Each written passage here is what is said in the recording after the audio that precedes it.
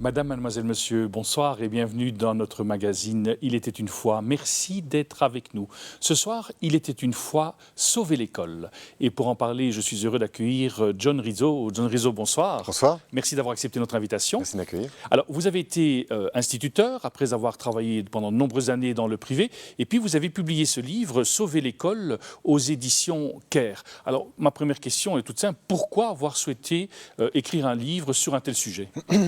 Mais ce n'était pas prémédité. Donc, j'ai enseigné toute ma vie, d'abord aux adultes, comme vous l'avez indiqué, dans des formations professionnelles informatiques. Et puis, après un accident de vie, enfin un accident heureux, j'ai revendu ma start-up et j'ai eu l'occasion, à 40 ans, de me dire qu'est-ce que je veux vraiment faire dans la vie. Donc, comme l'informatique et la pédagogie avaient toujours été mes deux passions, j'ai voulu approfondir la pédagogie. Et je me suis renseigné autant que je pouvais sur le système scolaire. C'est quelque chose qui m'intriguait très fort, donc j'ai lu tout ce que je pouvais, j'ai parlé avec tous les acteurs que j'ai pu rencontrer. Et puis, à un moment donné, je me suis vraiment senti trop théorisé, d'avoir besoin d'aller voir sur place, sur le terrain. Et donc, je suis devenu instituteur d'école primaire pour divers remplacements.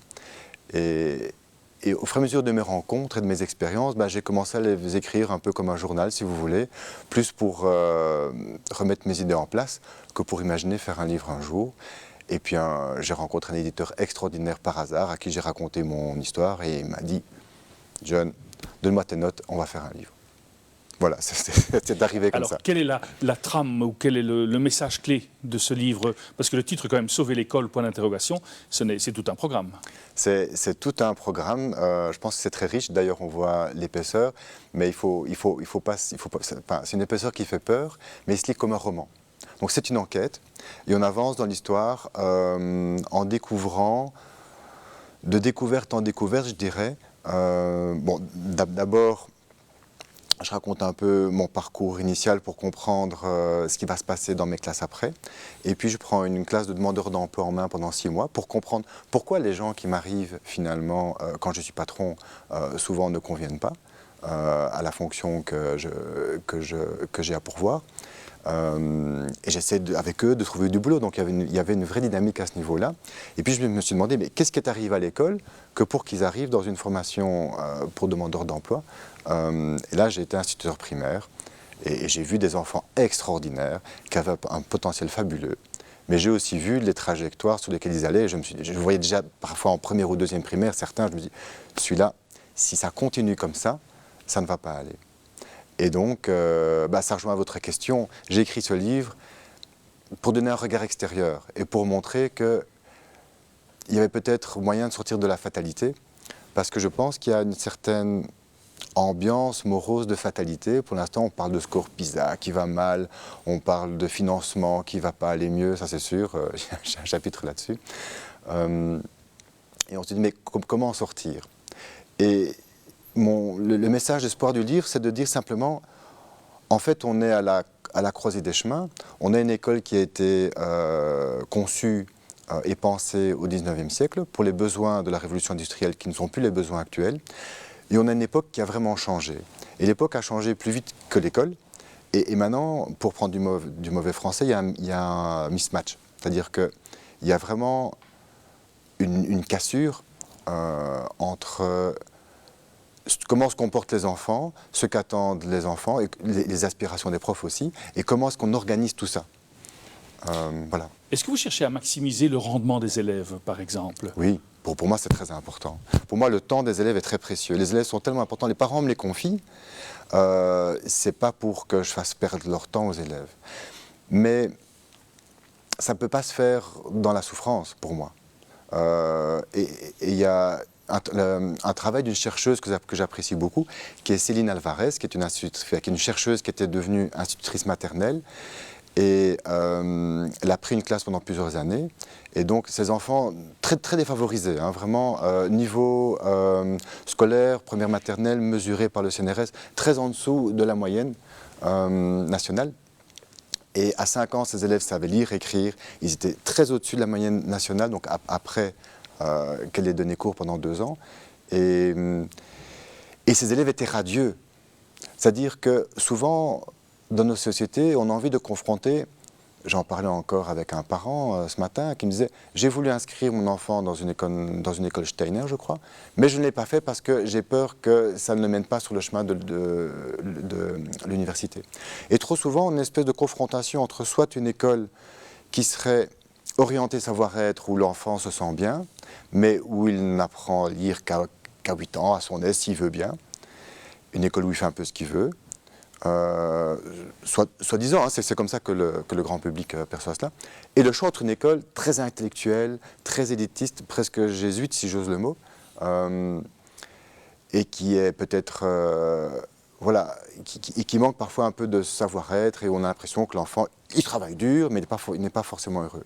Et elle montre avec cette expérience qu'on a une performance scolaire incroyable en partant de très bas, qu'on n'oserait pas imaginer ici en Belgique, avec des enfants super heureux.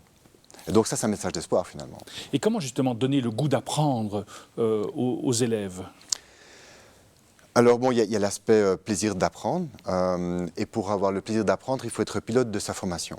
Ça pour moi, c'est le principe numéro 1. C'est-à-dire que plutôt que d'insister sur le fait de donner la matière, dire à l'élève, voilà, il est 9 heures, tu vas faire le cours de français, grammaire, et c'est cette photocopie-là que tu vas remplir. Non, c'est de dire, voilà l'objectif pour la semaine, ou pour le mois, ou pour l'année.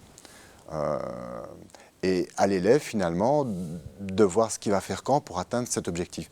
S'il a l'impression d'être parfois au poste de pilotage et pas uniquement dans la soute à charbon, sa motivation change.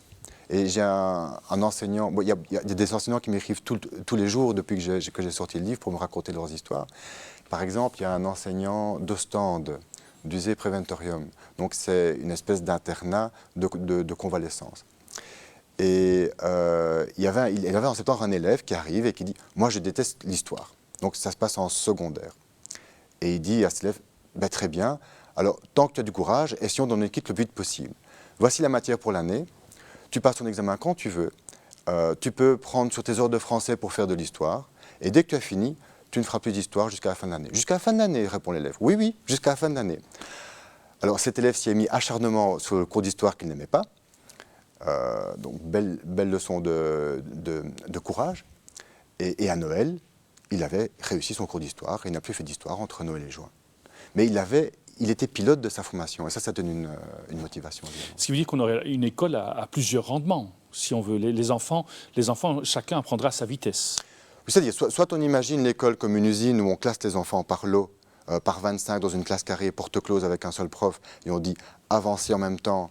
Et à la fin de l'année, on fera un examen. Et ceux qui n'ont pas bien avancé en même temps, soit ils redoublent, soit ils sautent de classe. Et c'est souvent vécu comme un traumatisme par rapport aux copains, par exemple. J'en parle beaucoup dans le livre. Je fais moi-même doubler une élève malgré moi. Soit on voit les élèves plutôt que comme un champ de maïs OGN, on les voit comme une forêt.